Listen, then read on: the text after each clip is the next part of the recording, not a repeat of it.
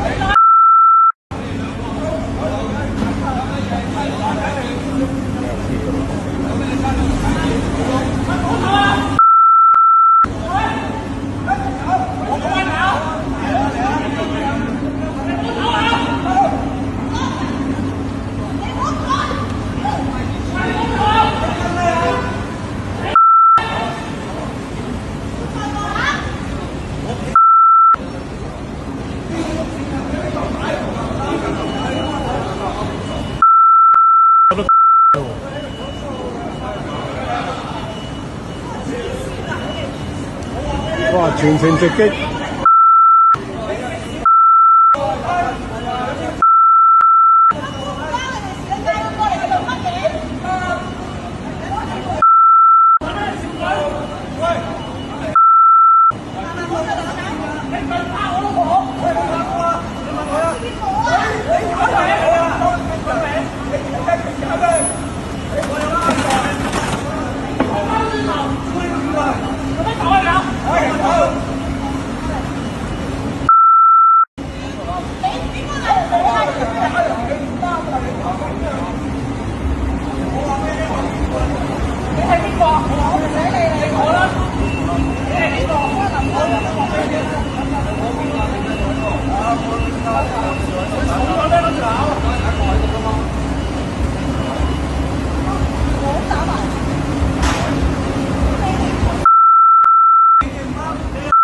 咁事發嘅地點咧就係觀塘永泰中心啊。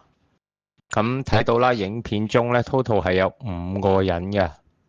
咁係有2個南亞裔嘅男士啦，一對嘅香港夫婦啦，同埋一個阿叔㗎。咁影片一開始咧就係個香港男士同埋一個南亞男士喺度鬧交嘅啫。咁後邊咧企喺後邊啊，高大嗰個南亞裔個男士咧，其實原本喺度勸交。但係過程中咧，就真係好似唔小心咧，就撞到咧個香港男士個老婆啊。咁重點嚟啦，呢個太太啊就覺得被碰撞啊，咁啊就二話不說啊，直接一巴打落去啊。咁就係呢一巴咧，令到原本只係一個鬧交咧，就即刻變咗咧有肢體衝突啦。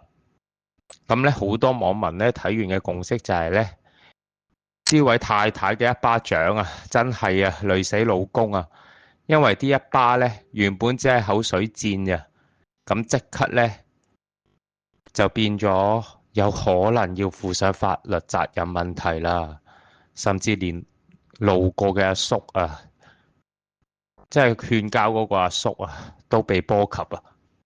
呢度啊，想帶出一個重點啊，其實咧遇到啲咁嘅事情咧，EQ 真係好緊要㗎。即係好似琴日啦，旺角星際城市嗰個後生仔咁樣講句對唔住，即刻離開現場，保護自己身邊嘅人，咁就變咗只係一場口水戰，而將全部唔啱都係嗰條咁嘅綠帽大叔。咁但係呢單就唔同啦，就變咗真係一個大混戰啦。可能好多人啊都會覺得個太太咁樣還手呢都情有可原㗎，因為覺得喂，佢而家佢俾人撞到喎，佢還手有咩錯啊？係咪先？咁但係我覺得就係話，如果啊變咗法律責任問題啊，咁法律就唔會睇邊個鬧人先啦，邊個撞到邊個先啦，佢就係睇邊個喐咗手。咁嗰個人呢就有機會啦，有案底啊，甚至啊要賠醫藥費啊，仲要啊等上 court 啊，呢啲都係時間嚟㗎。咁其實呢點樣計都唔划算㗎。咁總結啦，成條片啊最清醒啊，反而係嗰個阿叔啊，佢喺混亂中呢就講咗一句好簡單嘅説話，就係話打人唔啱啊。其實我覺得佢講得冇錯㗎，暴力咧永遠都唔係解決問題嘅方法。就算對面嗰個人幾咁橫不講理都好啦，你選擇喐手嗰一刻，你就由受害者變咗加害者啊！下次咧，如果你喺街頭遇到啲衝突啊，記住啊，好似星際城市入邊嗰個後生仔咁啊，保持距離，保持冷靜。咁甚至咧，如果情況許可咧，你可以攞住部電話拍低對面嗰個人嘅行為啊，咁樣咧都比起呢個太太咧聰明得多嘅。咁大家覺得呢一場衝突咧，邊個責任大啲啊？歡迎咧喺留言區分享你嘅睇法啦。我哋下次見，拜拜。